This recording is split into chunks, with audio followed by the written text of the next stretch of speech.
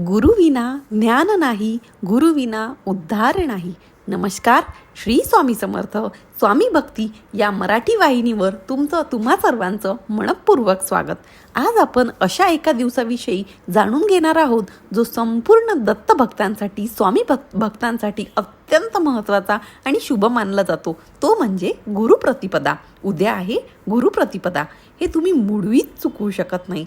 आज आपण जाणून घेणार आहोत गुरुप्रतिपदेच्या दिवशी कोणते विशेष विधी करावेत, कोणती सेवा करावी आणि हा दिवस आपल्या जीवनात आनंद, समृद्धी आणि शांती कसा आणतो आणि गुरुचरित्राचे कोणते पारायण तुम्ही करावे. तर चला आजच्या पवित्र गुरुप्रतिपदा विशेष भागाची सुरुवात करूया. हा दिवस विशेष का आहे? आजचा दिवस म्हणजे भगवान श्री नृसिंह सरस्वती महाराजांचा गुप्त होण्याचा दिवस. हे तेच नृसिंह सरस्वती जे श्रीपाद श्रीवल्लभांचे पुढील अवतार होते आणि ज्या दिवशी ते कर्दळी वनात अंतर्ध्यान पावले तोच दिवस म्हणजे गुरुप्रतिपदा. मित्रांनो, ज्या महापुरुषांनी 100 वर्ष भारतभर भ्रमण केलं, हजारो भक्तांना मार्गदर्शन केलं, अनंत लोकांचे दुःख दूर केले, तेच भगवान नृसिंह सरस्वती आजच्या दिवशी गुप्त झाले. पण एक गोष्ट विसरू नका, ते फक्त दृष्टीआड झाले, पण अदृश्य स्वरूपात अजूनही आपल्यासोबत आहेत. गुरुप्रतिपदा कशी साजरी करावी? आज मी तुम्हाला अचूक, योग्य आणि प्रभावी पद्धतीने गुरुप्रतिपदा साजरी करण्याचा संपूर्ण विधी सांगणार आहे. जर तुम्ही या दिवशी योग्य सेवा केली तर दत्तगुरु तुमच्या जीवनात कायमचे स्थिर होतील. पहाटे उठल्यावर काय करावे? ब्रह्ममुहूर्तात उठून स्नान करा आणि स्वच्छ पवित्र वस्त्र परिधान करा. भगवान दत्तात्रेय, नृसिंह सरस्वती किंवा स्वामी महाराजांचा फोटो किंवा मूर्ती ती तुम्हाला समोर ठेवायची आहे. तुळशी पत्र आणि फुलांनी महाराजांची तुम्हाला पूजा करायची आहे. पुरुष शुक्त म्हणत दुधाने तुम्हाला अभिषेक करायचा आहे. भगवान दत्तात्रेयांचा मंत्र जप सुरू करायचा आहे. भगवान दत्तात्रेयांचा मी सांगते 3 मंत्र, त्यापैकी कुठल्याही मंत्राचा तुम्ही जप करू शकता. पहिला म्हणजे श्री गुरुदेव दत्त, श्री गुरुदेव दत्त.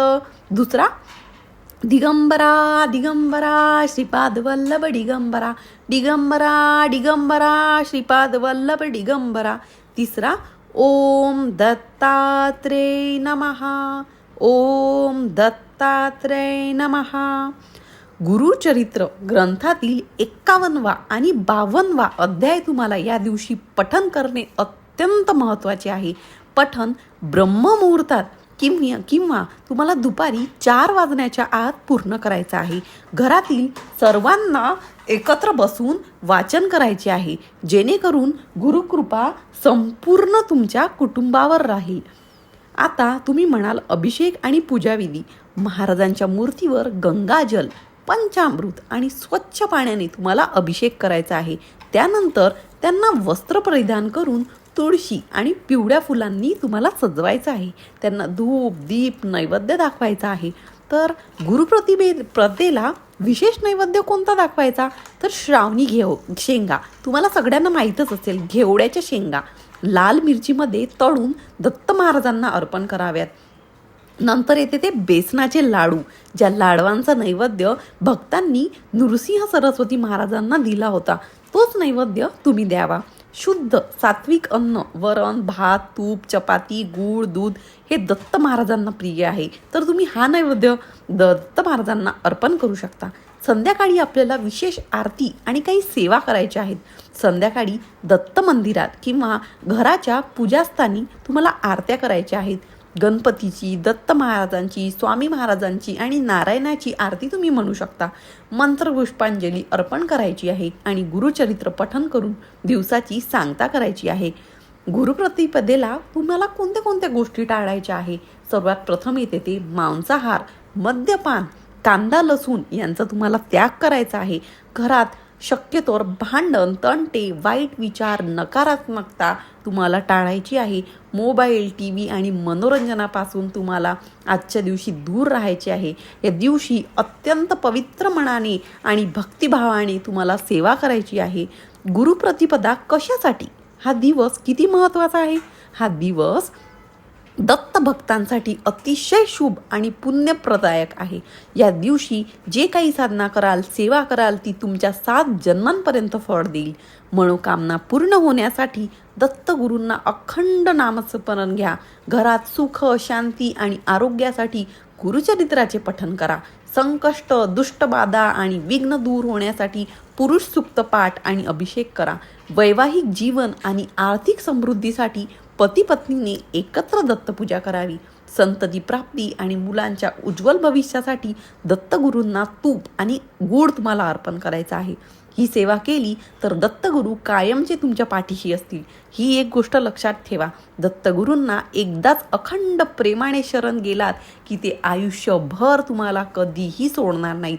तुमच्या कसल्याही संकटाच्या वेळी, अडचणीच्या वेळी, कोणतेही विघ्न असो, दत्तगुरू तुमचं रक्षण करतील.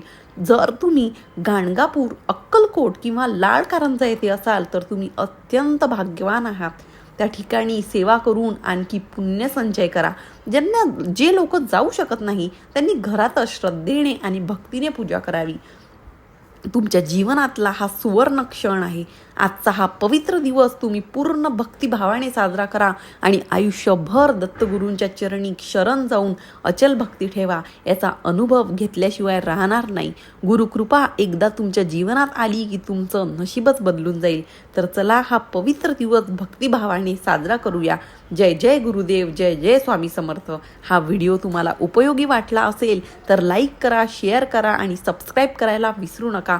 पुढच्या भक्तिपूर्ण प्रवचनात आपण नक्कीच भेटूया. श्री स्वामी समर्थ. श्री गुरुदेव दत्त.